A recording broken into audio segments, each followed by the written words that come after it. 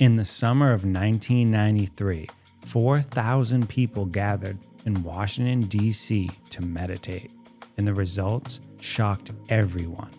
Violent crime dropped by nearly 23% while the group was meditating. This was called the National Demonstration Project to Reduce Violent Crime and Improve Governmental Effectiveness. In this video, we'll look at the science behind what happened, the theories of how it works, and the global evidence that meditation in groups may be one of the most powerful and overlooked tools for peace. What happened in DC wasn't just a random event. It was part of a much bigger pattern that researchers had already been studying for decades. They call it the Maharishi effect, named after Maharishi Mahesh Yogi, who predicted that even when a small percentage of people practice certain meditation techniques, it could measurably improve the quality of life for everyone around them. Think of it like this. One stressed person can spread tension into a room, right? But the opposite can also be true. A calm person can shift the mood of an entire group. Now imagine not one, but thousands of people meditating at the same time, all sending out that same calming influence. Some scientists believe this creates what they call coherence in the collective consciousness, which we'll touch on in a few moments. But the important point in the DC experiment is meditation's effects ripple out into the whole community, lowering stress, reducing crime, and improving the way people treat each other. Researchers have tested group meditation on a global scale. In the 1980s, large groups gathered, sometimes thousands at a time, to meditate with the goal of reducing terrorism and international conflict. During one study, enough people came together, terrorism dropped by more than 70%. Wars in nearby regions cooled down, and just like in DC, when the meditations ended, the violence levels went back up. One example came from the Middle East. When peace-creating groups meditated in Jerusalem, war deaths in neighboring Lebanon dropped by over 70%. The same study also found improvements in things like traffic accidents, fires, and even the economy. Researchers see this as the strongest proof of consistency. The same results kept appearing across different times, places, and groups.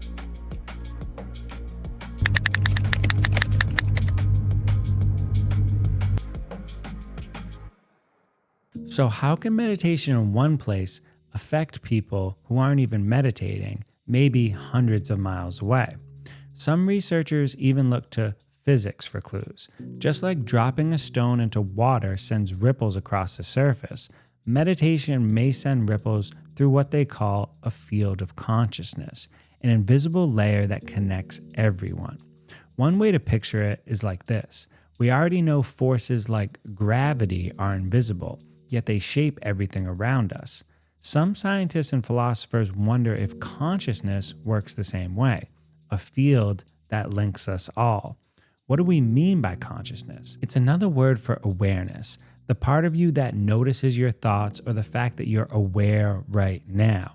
If meditation strengthens that awareness, then maybe it strengthens the awareness of the whole group too. Other researchers use a brain analogy. Think of society as one big nervous system. When too many signals are firing chaotically, you get stress and conflict. Group meditation acts like resetting the system, syncing brainwaves, so to speak, which then shows up as a calmer behavior across the community. There's also the psychological view. Stress is contagious, but so is peace. We know from research that emotions spread through groups faster than we realize. One person's anxiety or calmness can shift the entire room. Scale that up, and a city full of calmer people behaves differently than a city running on stress. Personally, I think it's interesting these studies happened before we were all connected by smartphones. So if there's a way we could recreate these large groups of meditations now, it could be more powerful than ever. So whether you see it as physics, psychology, or you share my lens, the takeaways here are similar. When groups meditate, it appears to ripple outward, shaping the collective mood and actions of entire populations. So what exactly were those 4,000 people in Washington, D.C. doing? The answer is transcendental meditation, or TM, along with an advanced practice called the TM-CD program. Both are mantra-based techniques, meaning the meditator silently repeats a sound or a phrase. It's not about forcing the meditation, but about letting the mind settle into a calm, effortless state. You can think of it like sending out waves of goodwill, similar to prayer or a loving kindness meditation, where someone might think, "May you be safe. May you be at peace." With TM, it's a different process, but the idea is the same. You're generating calm inside yourself, and that calm radiates outwards. Researchers said they chose TM because it's standardized and easy to replicate. Thousands of people can learn it and practice it in the same way. That consistency made it possible to test in scientific studies. Now, does the style of meditation matter? That's still an open question. The studies we've looked at mostly involve transcendental meditation and the TM-CD program, where practitioners are highly trained. You could argue that training makes their practice more powerful, but you could believe it's less about the technique and more about the intention.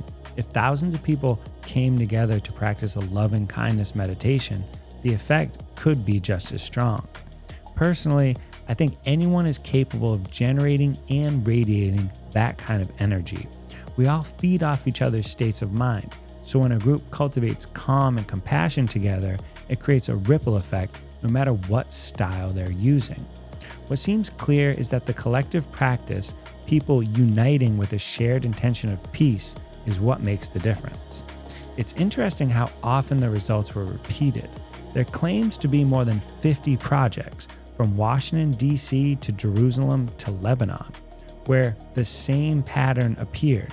When enough people meditated together, violence dropped. In some cases, war deaths fell by more than 70%. These studies stood out because they relied on public data, crime reports, war casualties, even economic indicators, which meant anyone could check the numbers for themselves. I'll link some resources in the description. Clearly, not everyone is convinced, because most of the research comes from within the transcendental meditation community itself. But even with these caveats, the takeaway is hard to ignore. Meditation could play a pivotal role in reducing world conflict. So my goal with this content is to bring together as many people as possible to cultivate a calm, meditative awareness. This is through breathwork, mindfulness practice, writing exercises, art, music, and dance. But possibly the most important thing is these practices make us more aware and better listeners, so we can have productive conversations and find common ground with each other in connection. Thank you for listening to this video. I'll see you next time.